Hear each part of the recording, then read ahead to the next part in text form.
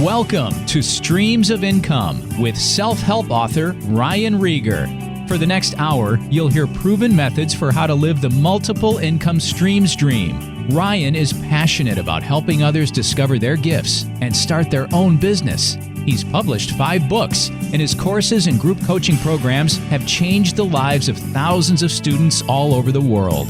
Ryan's books include Private Label, The Easy Way, Finding Your Grace Place, and his latest, Streams of Income.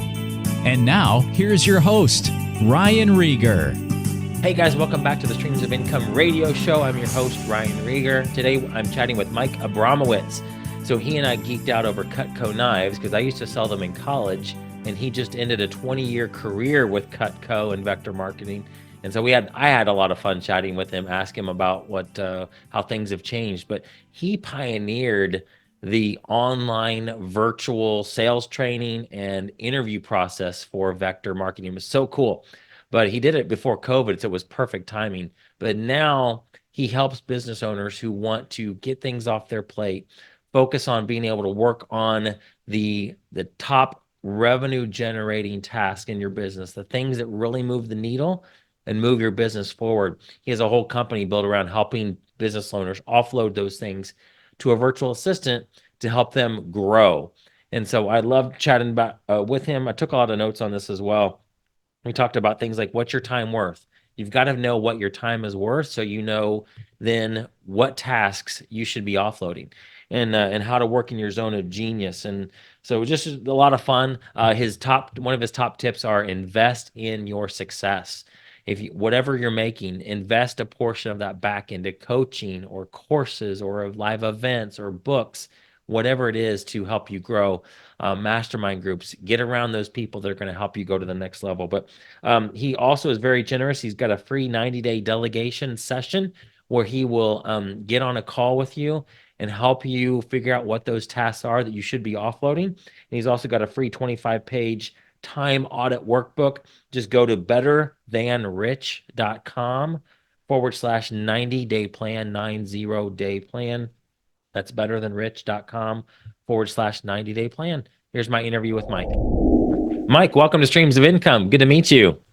Yeah, thanks for having me. I appreciate it. Of course. So when I saw your email, I saw Cutco, or actually, you know what? I saw that you'd been on a podcast episode for a show called Selling Knives, Changing Lives or something like that.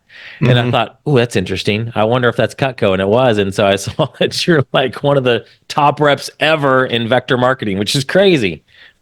Well, I mean, 20 years, if you do anything for 20 years, you're probably going to be pretty good. So, right. I think there's a saying in Cutco, it's like, if you don't quit, you'll get promoted. So, I don't know how much of it was due to talent, but that's awesome. Just stuck around. Yeah, man, that's a whole episode in itself. You could talk about that. Just you do something long enough, you'll move up. Pretty much. That's so cool. Well, guys, for those of you, I don't really talk about this much, but for those of you listening, my story, I sold Cutco in college and actually had a branch office for a summer. But I sold, I think 30 or 35,000 in sales. So quite a bit under what Mike has done. But, hey, that's still solid, man. That means you earned 5 figures as a college kid. I mean, that's great. That's true. Yeah. I learned a lot from it. So it was a great opportunity, gave me a lot of confidence. But I want to hear your story. So how did you, man, just tell me just everything. I read your bio about your mom. That was just touching because I lost my dad a couple years ago. And so I understand what that's like. And I can't imagine what it was, you were in college when that happened. So just walk me through your story. Sure. Well, we could go in any direction. I'll just kind of tell the story and then we can park and land wherever you see fit. But so I did start selling Cutco when I was 18, right after my freshman year of college over at the University of South Florida. I grew up in New Jersey as the youngest of 8, but moved to college in Tampa. I started selling Cutco just to get a little extra experience. And then it ended up being a vehicle to pay my way through college. So I sold Cutco through college, paid my way, won scholarships, advanced into management, and it was fantastic. I got my bachelor's of science in industrial engineering from the University of South Florida. And you're right. I mean, when my mom passed when I was 20, while I was running a branch office, actually. So that summer it was really challenging, but due to like the mentorship I was surrounding myself with was really helpful. I did invest. I took her life insurance money, invested. I bought my second home. I had my first home with my Cutco money, and then second home with mom's life insurance money. So when I graduated college, I had 3 rental properties, and I was just trying to like get ahead. You know, that was let me just retire at 40, and but that's kind of not the case. During my 20s, I call it the valley of my 20s, because I was trying so hard to get ahead that my net worth was really my self-worth was tied to my net worth. And when the market collapsed in 2008, I pretty much was I was in a lot of poo-poo. I lost about $130,000 of my own money. I lost the properties. I had a 400 credit score. I was near bankrupt. The relationship, I was in a 7-year relationship that ended. Unhealthy eating habits started. So it was a really tough spot to be in sales management, to like influence other people while I was really fighting the fight. That went through till about 2012, until I went to my first Tony Robbins event. I walked across fire. I'm a 7-time fire walker now. So it's circa 2012, 2013. And that's where I learned at that event, my mess is my message. So then I took the valley of my 20s and I spent the next year, 2013, 2014, speaking to the schools in Pinellas County, Florida. And I spent 300 hours speaking inside the classroom, to learn and figure out what my message was while serving our community. And that was my first book, Grab Tomorrow, Your Best Year Ever, which is this book over here. And that reached #1 on Amazon. And I turned that into a curriculum to teach inside the school system. I also started a nonprofit called PB&J for Tampa Bay, where we provided 100,000 meals to the less fortunate in the area. So that was like the backbone of it. But the challenge was, I had the passion project, I had the books, I was doing book signing, I was doing speaking while I was running my direct sales office. And it was like, but there was no time for a relationship. And when I met my now wife, and we started dating about 2014, 2015, in the midst of all this, when I just knew there was something more. So I hired my first business coach in 2016 to figure out, how can I buy back some time for my business? And he had an experience in India helping scale a company from 6 million to 30 million. And he had a staff of 1,400 direct reports. So he came back to the States and started coaching small business owners on how to corporatize their business. I was his first student and client. So 2016 hired him. 2017 and 18, my business started really booming. And then when COVID hit 2020, it was like all systems go. I mean, because the whole philosophy of me corporatizing my business was so I could be a more present dad. I can be a husband. I could work from home. And in the Cutco model, it was like a lot of live interviews, live training, in office work, live demonstrations in home. I was on spearheading the virtual component of doing everything through Zoom interviews, Zoom training, Zoom presentations for Cutco. So I like pioneered how to do this virtually 2017, 18, 19, and then 2020 COVID. It was like, boom. So we won 5 national titles within those 2 years. We broke a ton of records. You're talking about your office? My team, my office. Yeah. So we absolutely crushed it. And did really well. We provided about 1,000 jobs in 2020 during COVID. We did about $2.5 million in sales. During that time, I even took an 18-day road trip with my wife, and we were still doing $100,000 sales weeks. Like, it was just wild. Were you one of the only offices in the country doing virtual Cutco demonstrations? I was one of the only offices pioneering it and figuring it out. And there were offices doing it, but they were like doing like a hybrid approach where I was really, I called my office the innovation station. I mean, we were really on the cutting edge of everything, because I hired my coach. I hired offshore virtual assistants. I put in technology and automations to buy back time for my staff, so my staff can focus on human interaction and not administrative work. So it's like all these little things that I was doing in my office really paid off during COVID. The big payoff happened. My son was born December 31st, New Year's Eve of 2020. And he was born at 26 weeks, weighing 1 pound, 4 ounces.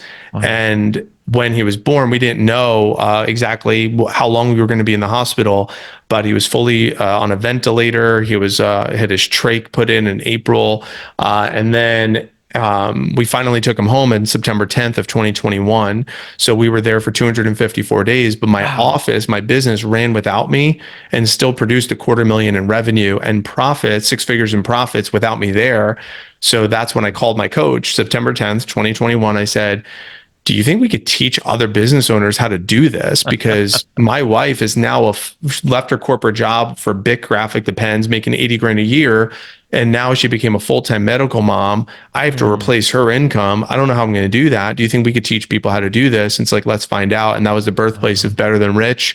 And that business coach is now my business partner with what I do now, which is to help these business owners understand systems and delegation and automation to help them buy back time so they could reinvest that time to what matters most to them. Not everyone's going to have a circumstance like I did, but allowing them to have time to do school drop off or take their family to a lunch or like whatever it might be, take a trip, like to be able to help these people buy back time has been a really great find in the marketplace that they didn't know existed. From my own circumstances. So that's, again, there's still lots of that we can unpack here, but that's where the last 20 years. Typically probably don't go this far deep into it because of my Cutco background. I'm curious of what a Zoom presentation looks like because I'm intimately involved. And now this is the days, I think I probably was before you, and I know things maybe have changed along the way, but cutting the penny at the kitchen table, right? Yeah, of course. The penny and the leather. Like, did you guys just do that like all virtually and like show like a kid would, show their potential customer, like, here's what it does. So the short of it is we use video. So there was videos, pre-recorded high quality videos that were created to demonstrate the products, which we realized was just as sufficient. So you would send that to a customer ahead of time, they watch it, and then you follow up, or was it on the present? So that would be a part of the presentation. So whenever we would do the cutting on an actual live in home, we would do a video of the cutting during that section of the presentation for the virtual. And we had to narrow it down to make sure that it was not, because some of those demonstrations would drag for an hour, 2 hours, 3 hours.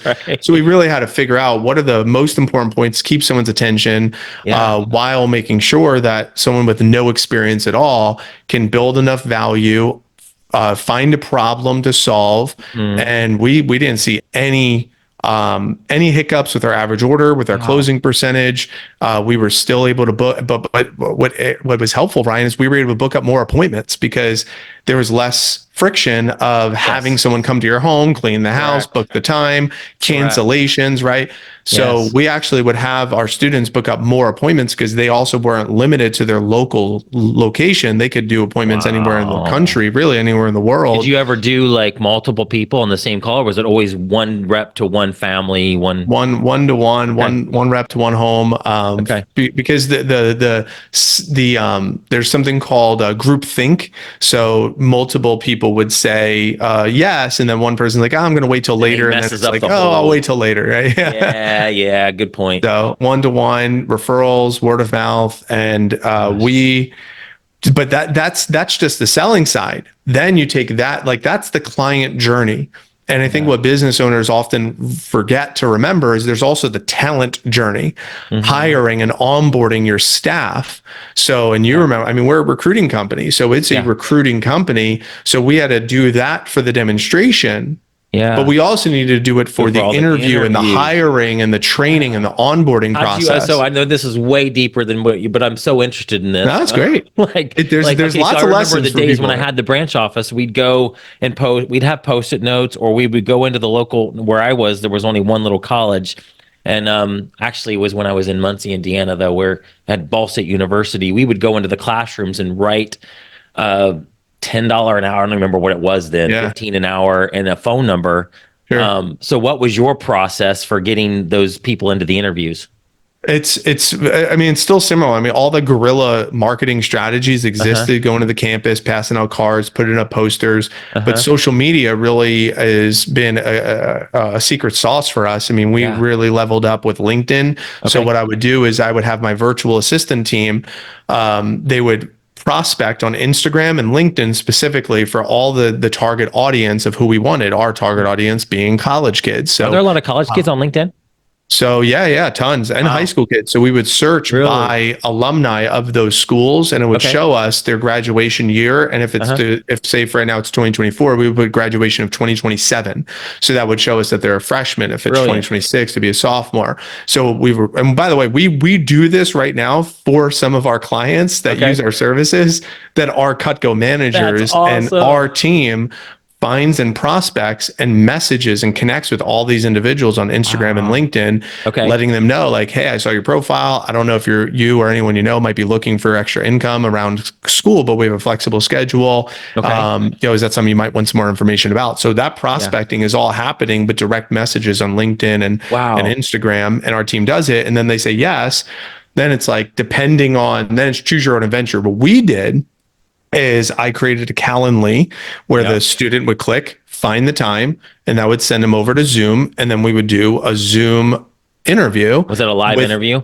It was a Zoom live interview that we would do, but they would watch a video beforehand to pre-frame them. Then the facilitator of the interview was facilitating a video of me. So it didn't have to be me there, but I didn't have to highly train an 18-year-old on how to like recruit or run an interview. That's a bottleneck for a lot of managers. A lot of managers only promote from within. For me, I actually hired from Indeed a facilitator of the interview that I could pay 10 or 15 bucks, not an hour, but just per play. Hey, you're going to hop on, dress nice, press play, and then field any comments in the chat. And then at the end of the interview, you send them a form for them to fill out, finalinterviewquestions.com. I bought the URL, and then the applicant fills out the final interview. And then somebody else who's more qualified runs the final interviews for these people looking over the applications. This model, it sounds so like, that's simple. But compared to what we have done in the past, which is, build a crowd, show up to the office, you spend 90 minutes with them, whiteboard, showing them all the details of the position, then you pull them back one by one by one, and you'd be there for 3 hours for one interview, to go from where we were to where we became, but still have just as high of efficiencies and just as high of productivity. But the best part that I love is the profitability, because instead of paying for an office space of $2,000 a month, and instead of paying for rope and leather and the sample kits and the supplies, blue books, the binders, like all of that stuff, I was able to take all those dollars and redirect them into team and tech. So still spending the same amount of money. I didn't scrimp on them, but I was freeing myself up, buying my time back with team and technology with this type of approach. So from 2021, 2022, and 2023, 3 years, I might have spent 5 hours a month, sometimes less, sometimes more, but it was about 5 hours a month, maybe 10, working in the business, but it was still yielding 80 to 120,000 in profits without me there. So I can be building the other business and being a present dad. And, we had like 15 therapists and specialists and appointments each month with our son. So it's like, that's what's more significant for me about what I was able to do inside my Cutco business with the systems and the automation and the team and the tech. Absolutely. More so than how much Cutco did we sell. So it's really cool. It is very cool, guys. I'm geeking out on the whole Cutco side of this, but like I know that interests like maybe 1 out of 100 of you. So, but like listen to what Mike is saying, that he's got a system in place, and that whether you're selling knives or you're an online coach or you're just trying to get more customers, especially if you're trying to find people on LinkedIn, he's got a system that does all this. So put that hat on. I'm just like geeking out on the Cutco side because I know what it was like in the past, and this is revolutionary compared to what we used to do. Well, and think about it this way: in my 20s, Ryan, you could appreciate this, because I sold a lot of Cutco. Like I sold 160 grand through college, and then another 200,000 after college. So I had my customers have that same cell phone number, my same phone number. My customers would text or call me for placing orders. Then I had new recruits, so people who wanted to work for the company. Anytime like they wanted a job, they also texted or called my phone number. And then I had my current sales reps that were selling Cutco that needed help on their presentations were calling my phone number. Yeah. So in those early stages of me being a solopreneur, and I think some people could understand this, how the heck can I free myself from 3 different parties constantly getting my attention? If they were always trying to get my attention, then my attention could never be diverted to working on my business or in relationships or personal growth or self-help. So I had to reimagine, how can I create boundaries and communication guidelines around how people can get my attention? And that was really a lot of the starting place, is reimagining that part of the business. And then all of the other cool systems and team and tech and playbooks and SOPs and all that other stuff, that happened on the back end. But it started with me figuring out, how do I protect my time and create these boundaries around my time. Yeah. So are all the Cutco reps right now, the managers, doing your system, or are they still, some of them still doing the old wet method? Oh, 98% of them are doing the old method. People don't like change. So people avoid change as much as possible. And it's, again, my method, we sold a ton. I'm not saying we didn't, but they want to sell even more. And that's totally fine. I wanted to have lifestyle. I wanted to have more freedom, and I wanted to provide that freedom to so those were the avatar I was targeting. I was targeting those who wanted to work from home, those that wanted to be able to do presentations through Zoom, have that type of flexibility. The kids that wanted to get in their car and drive and sit at a kitchen table and do the cutting, great, more power to you. That's not my office. Go work somewhere else, right? Like, that's an important lesson for anyone listening, is if you are trying to capture the entire marketplace, it's extremely challenging. Niche down, niche down, niche down. Figure out you're selling one thing to one person. Like Alex Hormozi says, I was selling one job to the individual who wanted to work from home that fit our criteria, and that's who we were going after. So when we sent our direct messaging campaigns and we were prospecting these kids, it was very much like they're either going to say, yes, that's me, or no, that's not me. So that would be that's an important part of any type of business, is know your avatar, who's your ideal client that you're marketing to, and making sure all the messaging is directed towards that individual, where they say, oh, that's me. He's talking to me. She's talking to me. That's so good. Wow. So were you only, your team, I know Cutco's or Vector is more like, this is your office, this is your territory. Like, if you decided to get back in the game, could you recruit reps from all over the country? Or would it be like, no, you have to only focus on Pinellas County, Florida? They limited that. They limited that for that reason, because what happened was, especially during COVID, they were trying to recruit. They would go into the wealthy markets and poach these markets to, have the highest net worth kids. And, I specifically remember someone was trying to poach like Berkeley prep kids from an office in Alabama. And I shut that down very, very fast. So, that was happening a little bit. Then they created some boundaries. But my last year, 2023, I gave my Tampa territory to one of my development candidates. So I gave her, she just graduated college. I gave her my old office, and I talked to the region manager to give me all the pockets of Florida that was too far to drive.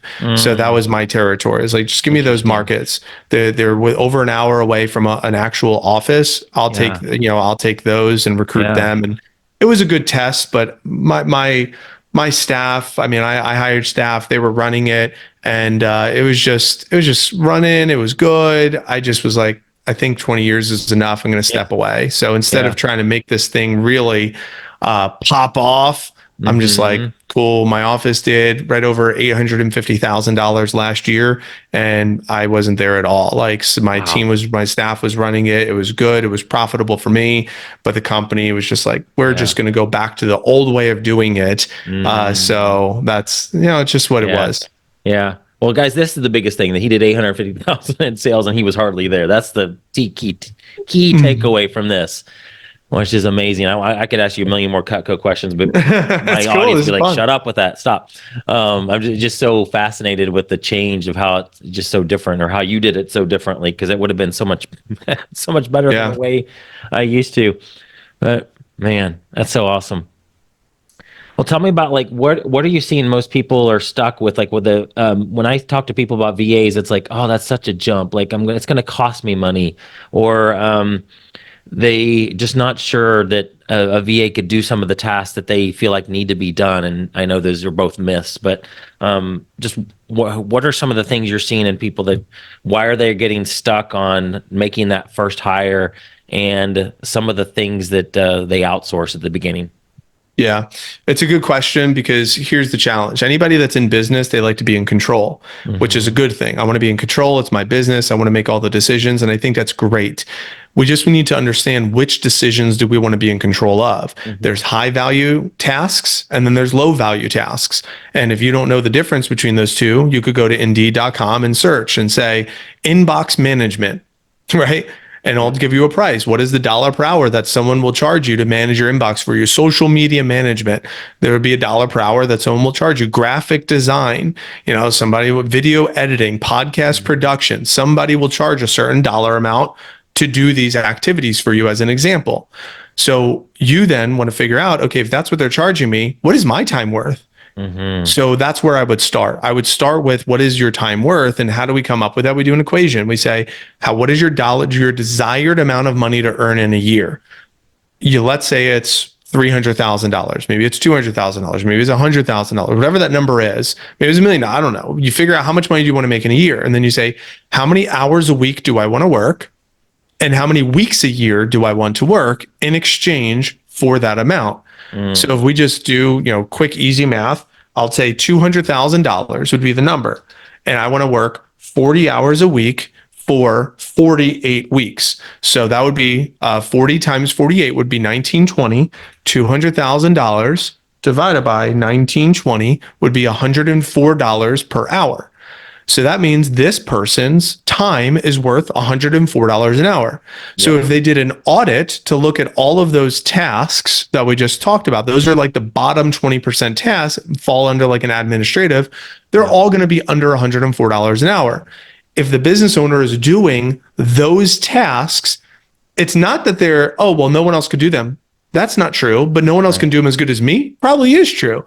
Dan Martell in his book, Buy Back Your Time, says 80% done by someone else is 100% awesome. So this is where the delegation comes in. Yeah. If I buy back my time from those lower value tasks, the $20 to $30 an hour, $15 an hour tasks, then that frees me up to do the tasks that are over $100 an hour, the $150, the $200 an hour work. What are those types of activities? That might be more like strategy, finding strategic partnerships.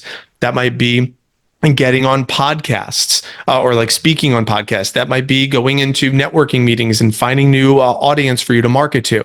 That might be sales calls. That might be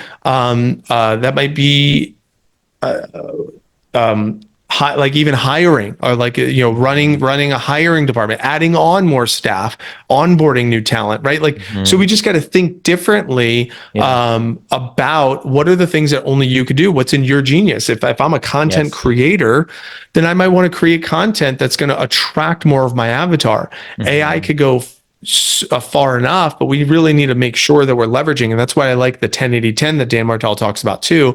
10% started by the business owner, the middle 80% done by team or tech, and then the final 10% done by the business owner. So it's like how much team and tech can I surround myself with to help me with that middle 80% to help me buy back my time. So these are, again, I'm just ranting here a little bit, but this is a huge starting place of letting go of control of the tasks that other people could do in a systematic way. Dan Martell calls it the camcorder method. Record yourself doing it, then you offload it to someone else. Have them document it, create an SOP or a playbook. This is what our team does for business owners. We have like a one-stop shop, just like here, click the button, we'll take care of it for you. Like if you don't want to do this, just give us the recording. We'll turn it into a playbook. We'll turn it into like an SOP, a standard operating procedure, and then we'll do the task for you, right? That's assuming it's within the scope of work that is in that like bottom 20% that you want to get offloaded. But again, there's the scarcity mindset. Oh my God, if I'm spending my money hiring this team to do this, well, it's not so you can go make a sandwich. It's so you can do the high value activities that nobody else can do that's in your genius. you feel like a lot of people who are having that struggle aren't doing enough of the high level tasks anyway? They're stuck down on the low level, and that they feel like, well, what would I do then if I hired this person to do these tasks? What am I going to do? Correct. That's the thing, is they settle into the low value tasks because they think that they are making progress, but they're not. They're busy. They're busy. That's not productive. That's not a productive use of time. We want to move the business forward. Being busy or checking boxes doesn't drive revenue in the business. We need to know what are the revenue driving activities, and that's where the business owner needs to park their time. Revenue driving activities. So we need to surround ourselves by team and tech that creates an environment for the business owner to create revenue. Yeah. But a lot of those administrative tasks, like responding to emails, those aren't revenue driving activities, but they have to get done. Yeah. We just need to create a way that somebody else can manage my inbox for me. So that way I'm not distracted by that. How can I have someone manage my social media for me so it's not a distraction from what are the revenue driving activities? That's what's important. When I have 9 books, and when I launch my books, I went to Fiverr and Upwork.com. I mean, you could find work for like $5-10 an hour, $50 a project. They're like contractors looking to get done. My logo, the copywriting, the helping with the KDP, the Kindle Direct Publishing, formatting. Just a lot of what went into these books was me fishing for talent on Fiverr and Upwork. It was low cost, but it took me a lot of time. So there's an exchange there. Are they qualified? Are they going to provide good work? I had to do test projects to see if they were going to be reliable and good, responsive. Was their English good? Like all of these things. And then could I rely on them to do repeat work? There was many times where it's like, they did a great job, but then it's like, I can't get a hold of them for the next project. So it's like, there's a high level of unpredictability. So I went on the opposite end where I paid a company $2,500 to find me a qualified person that was for me, working for me, which was my first VA. And that was awesome. I just didn't have any like playbooks. I didn't have any like tools to give her, tell her what to do. Like I didn't know how to train a new person. So I was paying her, I paid this company without getting a lot of stuff done because I didn't know where to start. Then I built a lot of momentum, which is a lot of tasks. I mean, I overloaded her. I mean, I was giving her managing my email, managing my social media, video editing, graphic design, like all of the things I needed to get done. Confirmation calls, reminder calls, get this person on my calendar, like all of that stuff. So it'd be like 15 things. So she was bottlenecked. Which one's the most urgent? Which one do I need to get done first? So that's when I went to Indeed and started hiring internal staff to help offset some of these tasks. The challenge there, interviewing, hiring, placing ads, paying taxes, all that requires a lot. Then someone quits, I had to do the process all over again. So there is pain in a lot of this. There's no doubt. However, the consequences of not adding team and tech are very tough to run a profitable business that gives you time freedom. Yeah. Absolutely. When you have some people, I bet there's some people that like hire you, they're like, I'm not really sure should do this, but they do it. And then immediately like, oh my gosh, I should have done this earlier. That's what I hear from most people when they hire their first VA. It's just a feeling of like, I don't have to do that anymore. Holy cow, that's amazing. It's just a big weight off their shoulders. And now they're like, man, I should have done that a long time ago. Sometimes they make the decision to bring on team, but then they don't know how to offload the tasks to this person. So it's like, great, I have a who, but I'm not giving them things to do. And that was the camp that I was in with my first virtual assistant. So it could be a relief if there's some sort of support for the business owner that's also like nudging them along to say, hey, let's get these things offloaded. Let's get these things. Have you thought about this? Do you have a playbook? Do you have an SOP? Do you have a document? Do you have a process that you can give to your VA? Like some of that part, it's almost like this. Imagine if you are a coach of a football team and you have players on the team, but no plays for them to run. There's going to be chaos. Yes. That's essentially what some of those business owners experience. So we need to pair the players on the team with the plays to run, with the playbooks. And that's where those two kind of pair up together. And I think sometimes we want the quick get rich quick or the quick solution or just install someone and get it done. But that requires a little bit more intentionality. So that's why most business owners or solopreneurs are like, I'm just going to do it all myself because that just requires a little bit too much time or money or whatever. Yeah. So it sounds like your service is vastly different from me just going to Upwork and hiring a VA. Sounds like you have the support in place that you're actually going to work with me to help me give the VA tasks. That's everything that we did was because of these problems. So because I'm the avatar, so I built it. Our services based upon what I wanted. That's awesome. So essentially it's an account manager model where I go to the account manager, I say, account manager, I want these things done.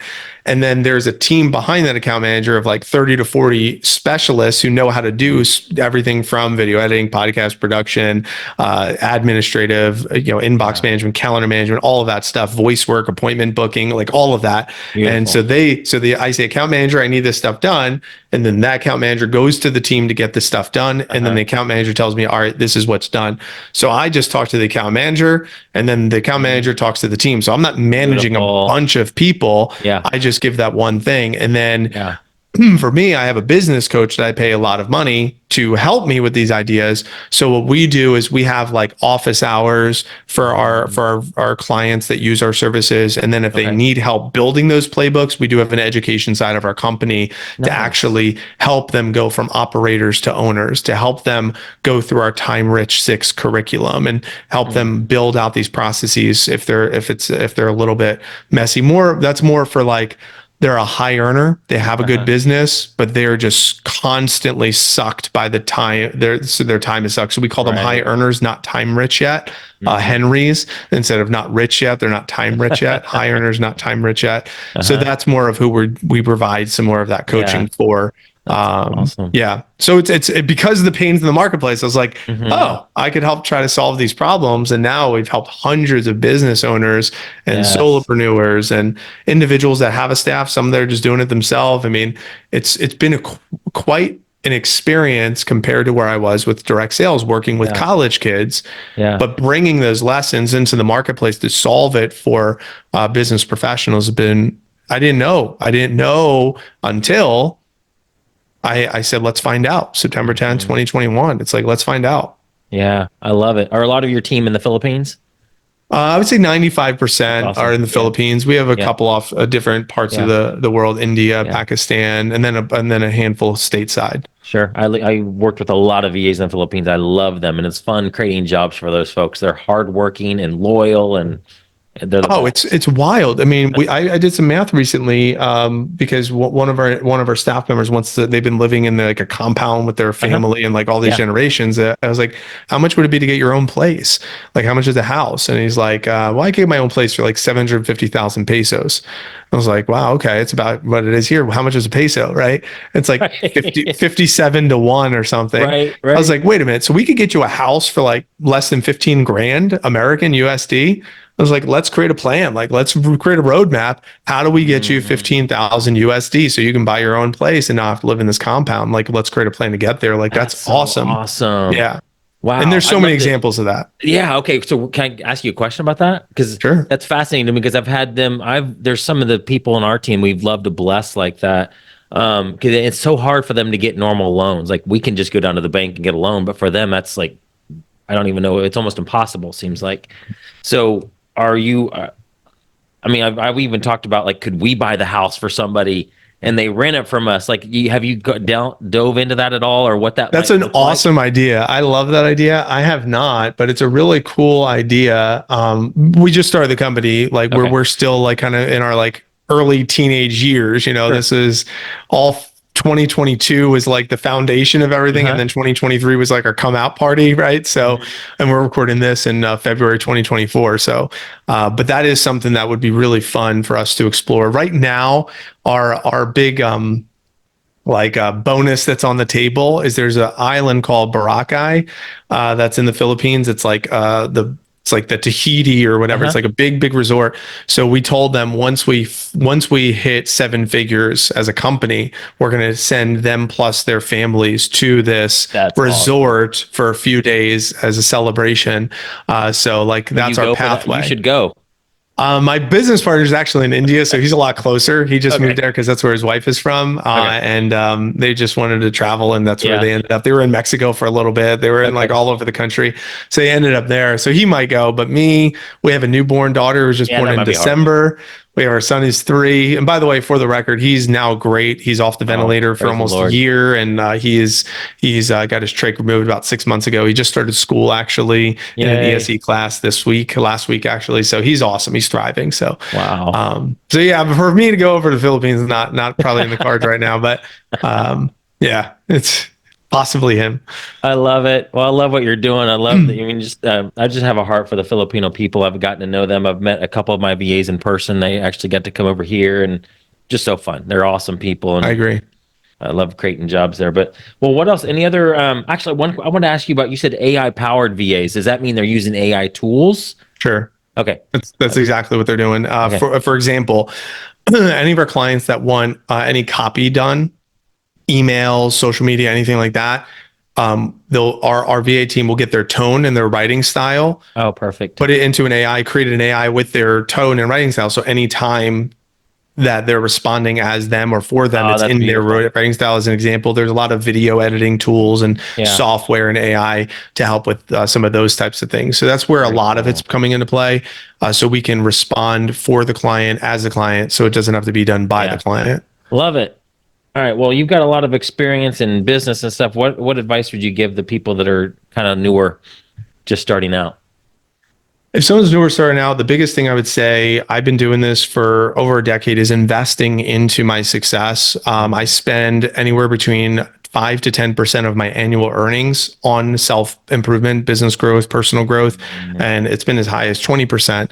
So I think it's important, even when I was in those stages where I was negative 130 grand and I had $0 to invest, I went to the public library and rented books for free. And I specifically remember picking up a stack of books just to read and learn from like Tony Robbins, Unlimited Power, and 7 Habits of Highly Effective People. So just constantly making sure I would invest my resources, time or dollars, to make it a priority for me. So like last year, 2023, I invested over 30 grand into coaches and communities and partnerships, because it's so critical to surround myself around those that are just a couple of steps ahead. The perspective is critical. So if someone's new to business, you got to surround yourself around those that have a little bit more experience to you, and get out of that scarcity play. 10%, if you're earning 100 grand, spend 10 grand a year on communities, coaching, self-improvement, events, workshops, masterminds. Surround yourself around other people. I assure you, it will create a compound effect, whether it's free time, free up your time, or increase your revenue. One of those two things are going to be really important. So that would be my recommendation. Love it. Dan Miller always said that exact thing. He had a formula for how much, if you're making this much, you invest this percentage. So I love that. Yeah. All right. Well, Mike, thank you so much. Appreciate you being on. This is so fun chatting. I could chat with you a lot longer about Cutco, but the audience would be bored. I did have a free gift for any listeners. Is that okay? Yes, of course. So anybody who wanted to sit down with me, I'm doing this right now. So I don't know when this will air, but in the future it will be someone on my team. But right now we're doing free 90-day delegation planning sessions.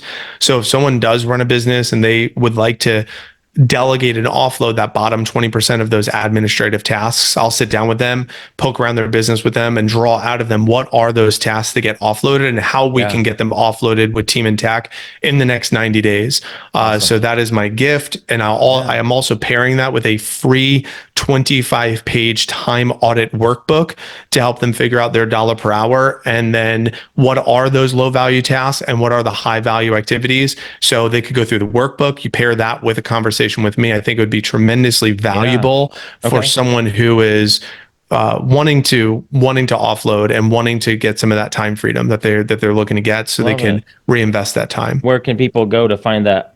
That is at www.betterthanrich.com/90-day plan. That's 90-day plan. So betterthanrich.com/90-day plan. And it will go directly to my calendar. You book a time, you'll see a hyperlink for the workbook. It's right there for you. So betterthanrich.com/90-day plan. It's very generous too. Thank you, Mike. This is awesome. Thank you so much. You're welcome back anytime. Just let me know. It's been fun chatting with you.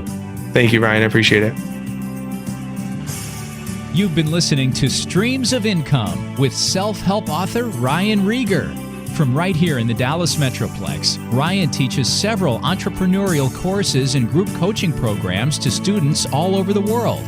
Be sure to listen next week at the same time for Streams of Income with Ryan Rieger.